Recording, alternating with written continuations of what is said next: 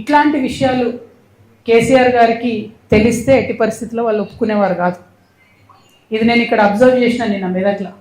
ఎందుకు ఓడిపోయినాం మెదక్ అని ఆలోచన చేసి ఇట్లాంటి పనులు చేయడం వల్ల ఓడిపోయాను. కేసీఆర్ గారి కళ్ళకు గంతలు కట్టి ఇట్లాంటి పనులు చేయడం ద్వారా ఓడిపోయాను. సరే, నేను బీఆర్ఎస్లో లేను, కానీ లోపాలు ఏంది అని అనలైజ్ చేసుకోవాలి కాబట్టి చెప్తాం.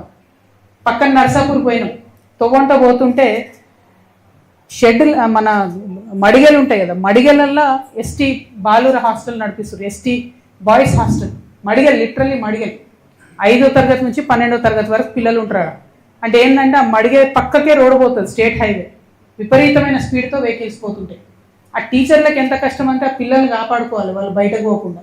పిల్లలు ఆడతారు, మగపిల్లలు దుందుడుకు ఉంటారు. ఏమైనా అయితే ఎవరు రెస్పాన్సిబిలిటీ? మనకేం అవసరం లేదు.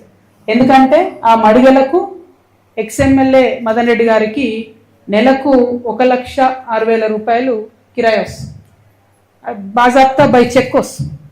అంటే ఈ హాస్టల్ని, ఎస్టీ బాయ్స్ హాస్టల్ ఏదైతే పెట్టిరో అది కనుక కేసీఆర్ గారు చూసుంటే ఎట్టి పరిస్థితులలో ఒప్పుకునే వాళ్ళు కాదు. ఎస్టీ బాయ్స్ హాస్టల్ శాంక్షన్ చేసిరు, దానికి డెఫినెట్గా ఒక సేఫ్ బిల్డింగ్ ఉండాలి. అంటే అప్పుడున్న ఎమ్మెల్యే గారు ఆయన మడగల్ని ఇచ్చేసిడు. ఎంత అన్యాయం అండి.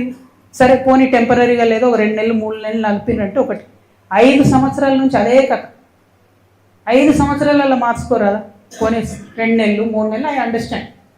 కానీ 5 సంవత్సరాల తర్వాత కూడా ప్రత్యేకంగా బిల్డింగ్ కట్టించకుండా, లేదు మంచి బిల్డింగ్లోకి మార్చకుండా చాలా అన్యాయం. ఇది చాలా దారుణం. ఇప్పుడున్న ప్రభుత్వాన్నైనా నేను రిక్వెస్ట్ చేస్తున్నా, ఇమీడియట్గా హాస్టల్ మార్చండి దయచేసి. నేను వెళ్ళి చూసిన, అక్కడ కూర్చొని పిల్లలతో పాటు తిన్నా, మంచిగా ఉంది, ఫుడ్ బాగుంది, టీచర్స్ ప్రయత్నం చేస్తున్నారు. కానీ ఎంత ప్రయత్నం చేసినా రోడ్డు మీద కూర్చొని వాళ్ళు ఏం చదవాలి, ఆ పొల్యూషన్ ఎట్లుంటుంది, దయచేసి ఆలోచించవలసిందిగా ఇప్పటి ప్రభుత్వానికి నేను చెప్తా ఉన్నా. సో బేసికల్లీ సెకండ్ రెడ్డిపల్లి ప్రాంతానికి పోయినప్పుడు ఆ రెడ్డిపల్లి రైతుల బాధలు వర్ణనాతీతంగా ఉన్నాయి. వారి కోసము కలెక్టర్ గారు వచ్చి ఏం చెప్తారంటే, మీ ట్రిప్లర్లో పోయేటటువంటి మీ భూమిని నేను 3 విడతలుగా పేమెంట్ చేస్తాను అని చెప్తున్నాడు కలెక్టర్ గారు. కానీ ప్రజలు నమ్మడం లేదు.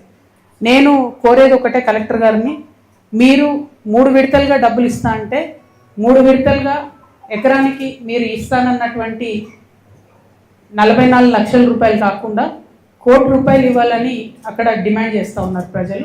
అది కూడా మీరు రిటర్న్లో ఇవ్వండి, రాసి ఇవ్వండి, మేము 3 దఫాలుగా ఈ 1 కోటి రూపాయలు పేమెంట్ చేస్తామని రైతులు భూమి ఇవ్వడానికి రెడీగా ఉన్నారు. లేదంటే అక్కడ కాళేశ్వరం కాలువ ఏదైతే ఆ ఊరు నుంచి పోతుందో అక్కడ ఒక 156 ఏకర్స్ 156 ఎకరాలు ఎక్సెస్ ఉన్నది ల్యాండ్.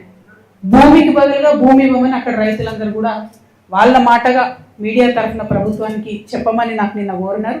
భూమి బదులు భూమి ఇచ్చినా వెళ్ళిపోతాం, లేదు 1 కోటి రూపాయలు పర్ ఏకర్ ఇస్తాం, 3 దఫాలుగా ఇస్తామని రాతపూర్వకంగా ఇచ్చినా వెళ్ళిపోతామని చెప్పి వారు కోరడం జరిగింది.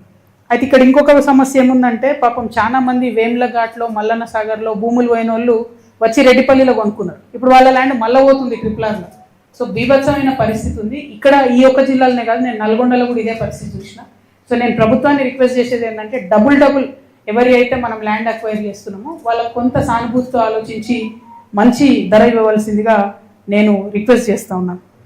ఆ తర్వాత మేము గన్పూర్ ఆయకట్టుకు పోయినాం, ఏడుపాయల దుర్గమ్మను దర్శించుకున్నాం. అయితే అమ్మవారు సంవత్సరం పొడుగుతా ప్రతి సంవత్సరం ఒక 60 రోజులు మునిగిపోతూ ఉన్నారు కాబట్టి గన్పూర్ ఆయకట్టు ఎత్తు పెంచాలి అని చెప్పి మేము డిమాండ్ చేస్తూ ఉన్నాం. ఎత్తు పెంచడానికి డబ్బులు ఆల్రెడీ శాంక్షన్ అయి ఉన్నాయి. కానీ ఇరిగేషన్ మంత్రిగా మరి అప్పుడు హరీష్ రావు గారే ఉండే, కానీ ఆయన ఎందుకో మరి పట్టించుకోలేదు. ఈ గన్పూర్ ఆయకట్టు 0.2 TMC ఉండే, ఇసుక పేరుకపోయి 0.138 TMCకి దాని కెపాసిటీ పడిపోయింది. సో తర్వాత డెసిషన్ జరిగింది 0.3 TMCకి కెపాసిటీ పెంచాలని చెప్పి 43 కోట్ల రూపాయలు 2016లో మంజూరు చేసిరు. కానీ 2024 వరకు కూడా ఖర్చు పెట్టింది ఎంత అంటే 18 కోట్లు. మరి మీరే ఇరిగేషన్ మినిస్టర్గా ఉన్నారు హరీష్ రావు గారే, ఆయనే ఫైనాన్స్ మినిస్టర్గా ఉన్నారు. మెదక్ అంటేనే హరీష్ రావు, హరీష్ రావు అంటేనే మెదక్ అని చెప్పినటువంటి పరిస్థితి. ఎందుకు మరి ఇంత జాప్యం జరిగిందన్నది తప్పకుండా ప్రజలకు చెప్పాల్సినటువంటి అవసరం ఉంది.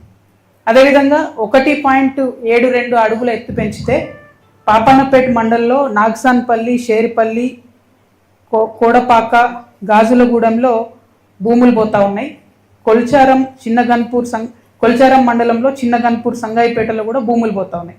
అయితే భూములు అక్వైర్ చేసుకోవడానికి 13 కోట్లు కావాల్సి ఉంటే కేవలం 5 కోట్లు రిలీజ్ చేసి, అయితే ఇక్కడ మెదక్లో నేను ఒక పెక్యులియర్ సిచ్యువేషన్ అబ్జర్వ్ చేసిన, వేరే జిల్లాలో లేనటువంటిది. మొదలుపెట్టిండ్రు 3 ప్యాకేజీలు కాళేశ్వరం 17, 18, 19. అవసరమైన డబ్బు ఎంత అంటే 2,562 కోట్లు, కానీ ఇచ్చింది ఎంత 991 కోట్లు. అంటే 1/3 డబ్బులు వచ్చినాయి దీనికి. దాంతో నిన్న పోయిన చోటల్లో రైతులు ఏం చెప్తున్నారంటే, వచ్చిరు మా భూములు తీసుకున్నారు, తవ్విండ్రు, వదిలేసిండ్రు, ఇటు నా నీళ్ళు వస్తలేవు, అటు ఆ భూములు సాగు చేసుకునే పరిస్థితి లేదు, ఇదెక్కడి బాధ అంటున్నారు.